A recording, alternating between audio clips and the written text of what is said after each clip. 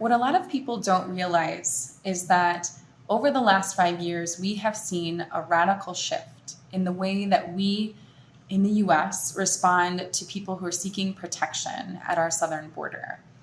If you were to arrive at the US Mexico border in 2018, what you would find in April of that year is that people arriving for the first time, fleeing persecution, seeking protection in the form of asylum or some other relief, could arrive at a port of entry, talk with an official, express their fear, and then begin their process towards seeking asylum right away.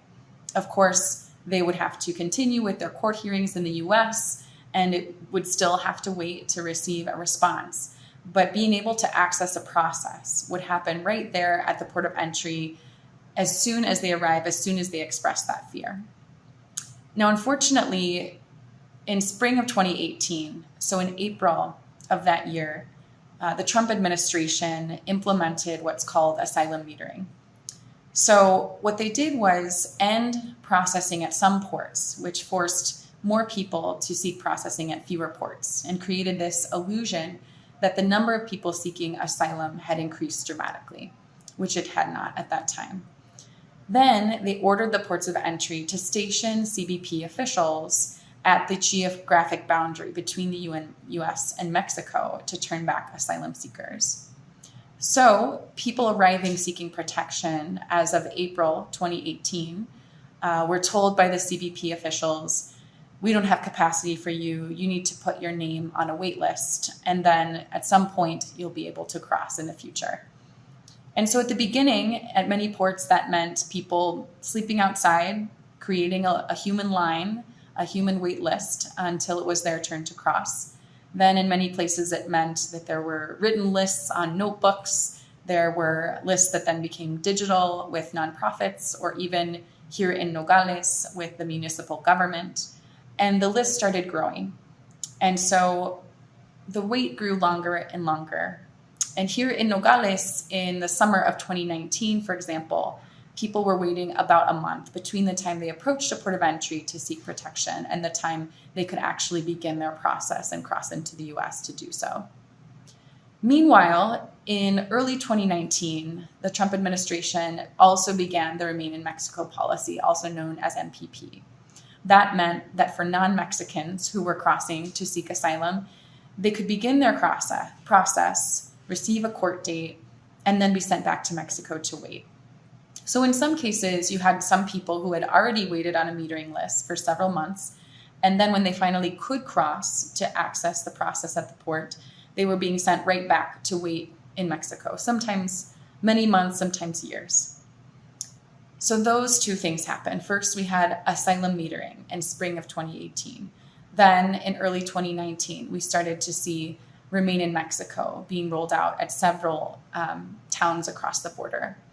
Then when you arrived to spring of 2020, we had the onset of the COVID-19 pandemic. At that time, the US government invoked Title 42, which is an authority that the government has to take extreme measures in the case of an emergency like a pandemic. Unfortunately, they used that authority to only exclude asylum seekers to a process in the US, while US citizens could continue to cross back and forth as they pleased. To give you an example of how this affected people, there is one family that arrived in November of 2019 to seek asylum. They approached the port, they were put on a wait list, and they, started to try to figure out how they could make a life here while they waited. This family then in spring of 2020, they had waited for several months, and it was almost their turn to be able to cross and access a beginning to their asylum process. And so the mom, named Eleuteria, was very excited. She started to pack her bags. Her family got their belongings together because they had gotten the call that it was their turn to turn themselves in at the port to begin their process. The next day, they got another phone call that told them, because of this new application of Title 42, that they would not be able to cross after all. So Eleuteria and her family, who had already been waiting for 4 months in Nogales, Sonora, Mexico, were then told they had to wait indefinitely. They ended up waiting a total of about 18 months before they could cross into the US under an exceptions process last summer. So what we're seeing is over and over one attack after another on the right of people who are seeking protection in the US. So these are families who are seeking at times a lot of the same things that we want and that we desire for the people we love. Protection, to be together with their family, to be safe. And unfortunately, they're not able to access that protection.